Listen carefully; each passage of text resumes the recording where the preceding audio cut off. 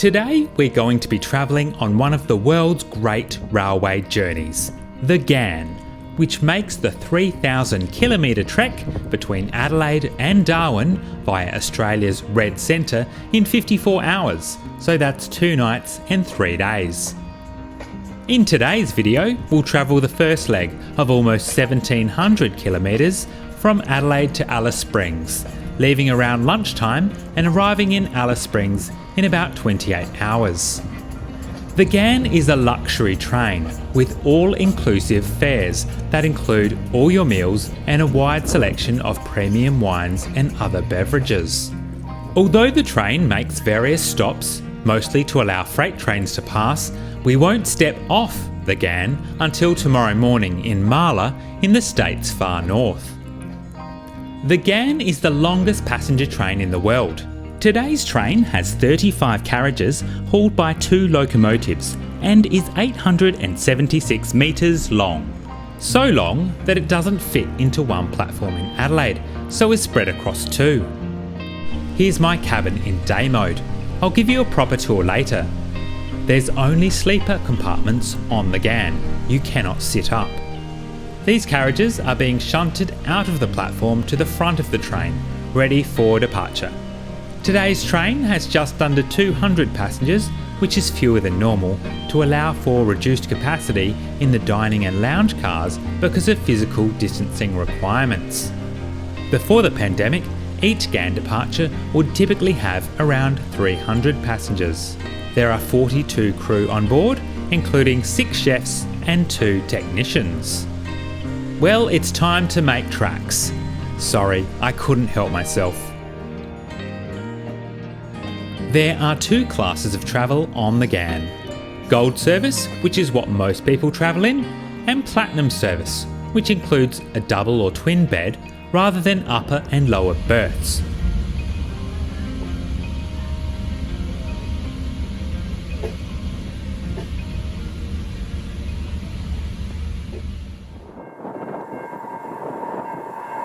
You might be surprised to learn that passengers cannot walk from the front to the end of the train, because it's essentially divided into 3 separate sections, each with their own power car and crew car where the staff sleep. Each section is about 11 carriages long and includes 3 gold class sleeping cars, 3 platinum class sleeping cars, a restaurant car and a lounge car.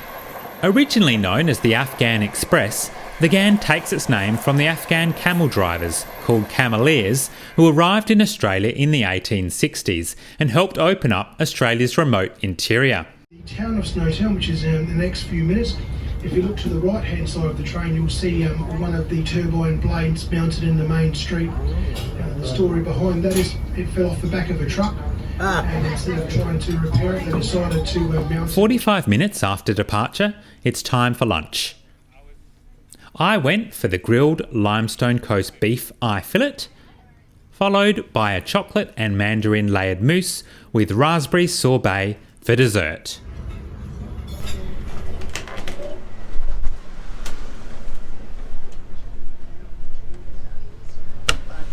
So this is a standard gold service twin cabin. In the daytime, it's made up. This seats 3 people, although the cabin is for 2. Bunk bed is obviously up here. So this is what the room looks like. We're currently pulling up to a siding. I believe there's another train coming through the other direction. So you can see, we've got a mirror. Hi. Another mirror. A room for a small piece of luggage in here. There's a small safe as well as room to hang some clothing. Got a little table, the table folds away, 2 power ports under there, another power port up here. You've got some audio up here, you can actually listen to music, and channel 5 and 6 of a commentary. In here, this is the bathroom. As you can see, it's quite small, as you'd expect. There's a toilet. There's a shower, so when you have a shower you pull the curtain around so it doesn't get onto the toilet. In here we've got towels some lovely products, so shampoo, conditioner, as well as some skin lotion. Got a little basin here, so compact but functional. Cabin, you can leave your door open if you want. Good afternoon, ladies and gentlemen. Currently stationed at the rail siding of Red Hill. We will be crossing a freight train.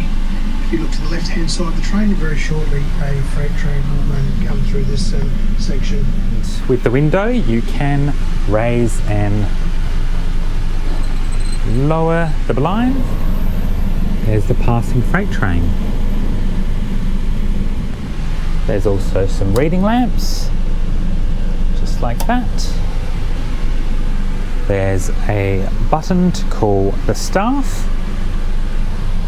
And there's another reading lamp on this side because the room is designed for 2 people, but I have a single occupancy. If we come out here, just in this room there are tea and coffee facilities, so you can make tea, coffee, hot chocolate, etc. There's some water through a filter tap, and the basic supplies that you may need. So we're currently in the mid-north of South Australia, north of Snowtown, and heading towards Port Augusta.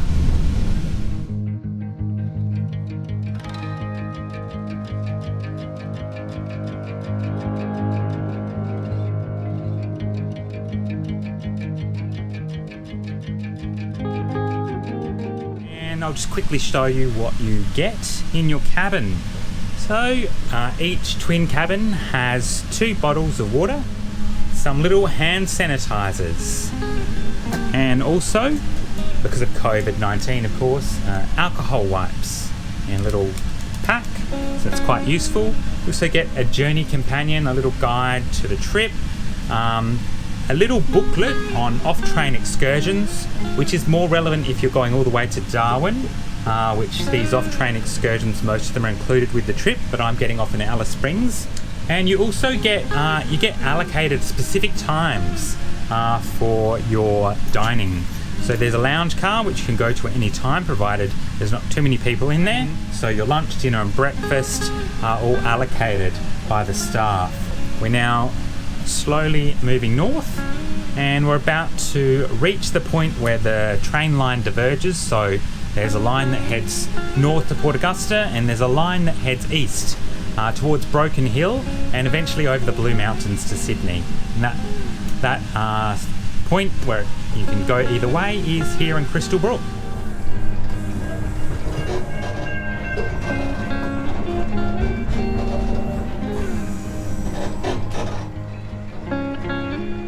There's numerous solar and wind farms in this part of the state, and they're certainly doing well today. As we round this bend near Port Pirie, the full length of the train comes into view, and it's incredible how far ahead of us the engines are.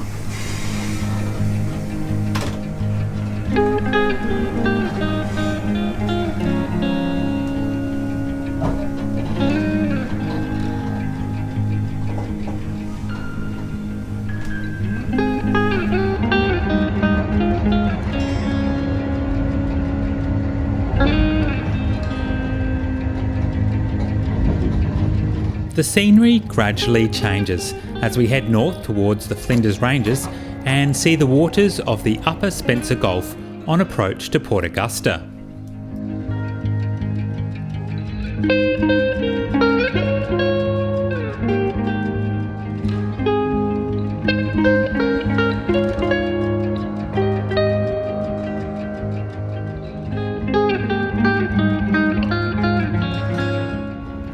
This narrow gauge railway goes from Port Augusta to Quorn in the Flinders Ranges and was part of the original Ghan railway line.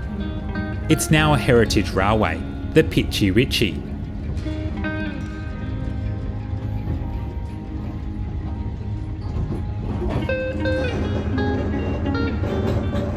This is a Brill railcar used by the South Australian Railways between 1925 and 1971. It's now operated by the Pitchy Ritchie Railway.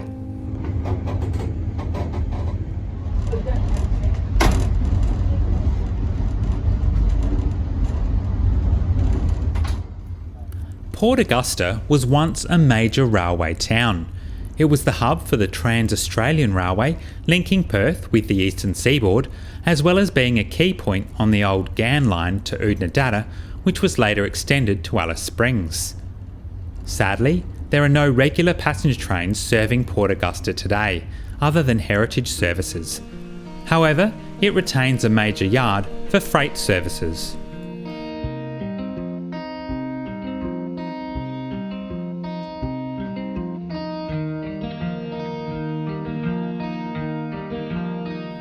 As we head northwest towards Tarcoola, it's time for dinner, starting off with grilled kangaroo loin, followed by a South Australian seafood tasting plate, and finishing with Riverland apricot trifle. Delicious. There's also a substantial wine list to choose from. It's now well and truly dusk, so let's have a quick look around. There are 3 gold service sleeper carriages in my section of the train.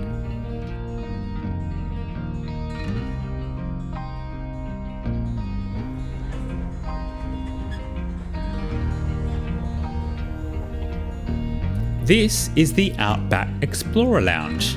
The lounge offers a wide selection of hot and cold beverages, including espresso coffee and a range of spirits. It's a great place to watch the scenery and chat to other passengers.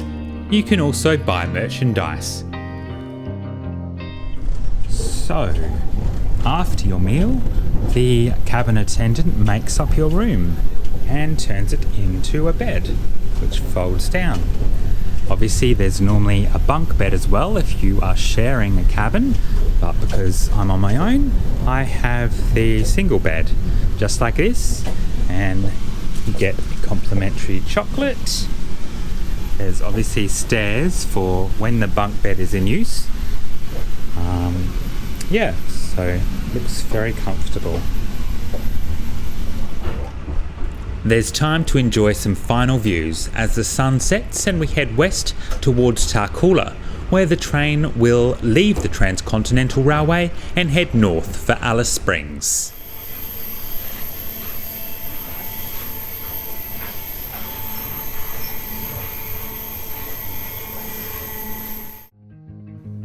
Good morning. Today we're up super early to see sunrise.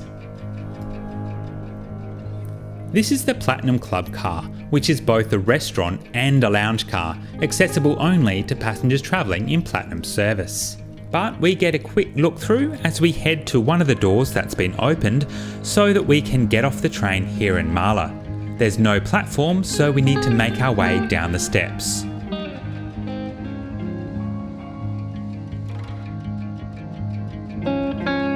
The staff have placed lanterns along the track to guide us to the rail siding, where there's a campfire waiting with tea, coffee and bacon and egg rolls. Let's take a look at the itinerary. After sunrise there'll be time for coffee and to freshen up, before a flexible brunch between 10 a.m. and 1 p.m. Then we'll arrive into Alice Springs later this afternoon.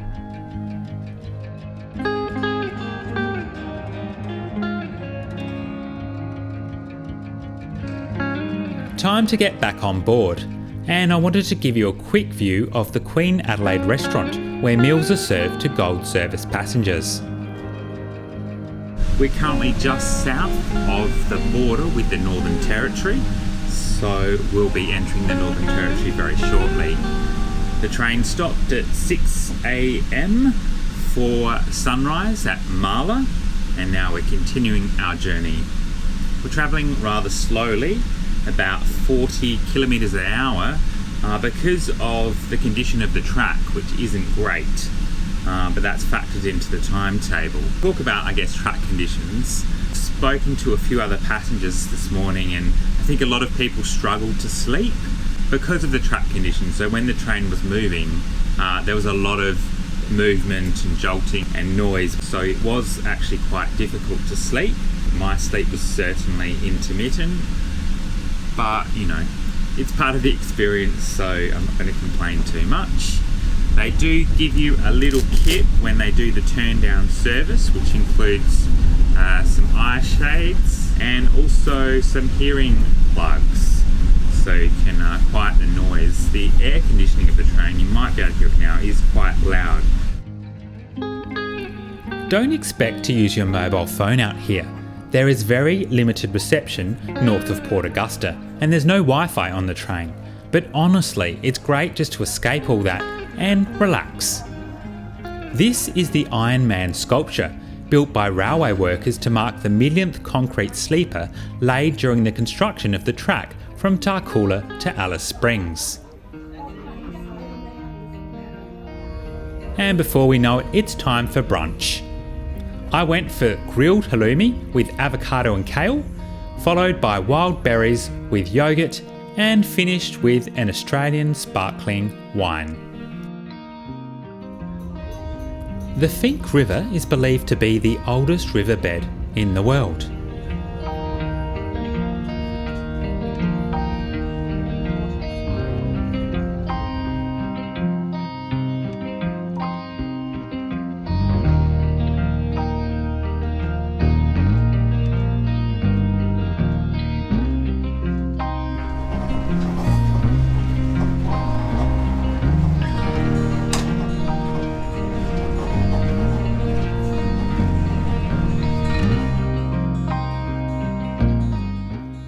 One of the most common questions I get about travelling on the Ghan is, doesn't it get boring?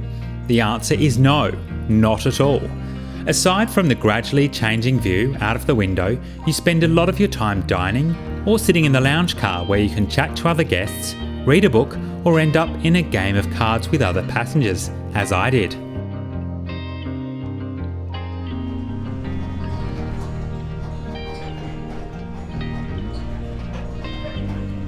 Tickets on the Ghan vary in price depending on the time of year. A gold service twin cabin between Adelaide and Alice Springs is about $1,700 per person in peak season. You can save about 20% by purchasing 6 months in advance. There are also cheaper fares in shoulder season. These fares are based on sharing. For solo occupancy in a twin cabin, which has an ensuite, you'll pay substantially more. Single cabins are normally available for a reasonable price, but these use shared bathrooms at the end of each carriage. I actually booked a single cabin for this journey, but was upgraded to a twin cabin because they removed all shared bathrooms because of the pandemic. It's definitely worth keeping an eye out for discounted fares, which have been available recently as tourism operators try to encourage Australians to travel again. And now we can see the West MacDonnell Ranges, which signals our imminent arrival into Alice Springs, where this first section of my journey will end.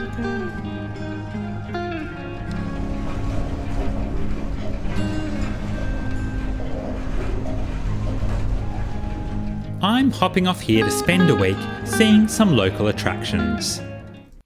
Now these birds are nest robbers, so they're normally running around into nests using their feet and beak to crack eggs open, but emu eggs are a bit harder to get into. So these birds throw rocks at emu eggs.